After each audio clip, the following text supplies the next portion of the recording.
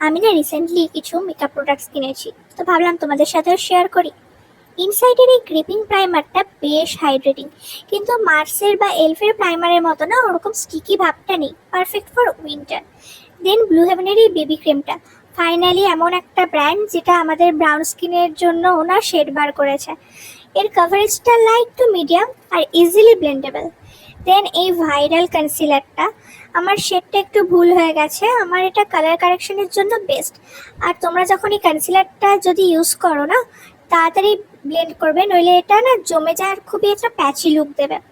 দেন আমি জুডিও গিয়েছিলাম আর সেখান থেকে কয়েকটা জিনিস নিয়েছি, তার মধ্যে ফার্স্ট হলো এই ব্লাশটা। কি সুন্দর না কালারটা, আর স্কিনটাকে না একদম পুরো ব্লার করে দেয়। আমার তো খুবই পছন্দ হয়েছে।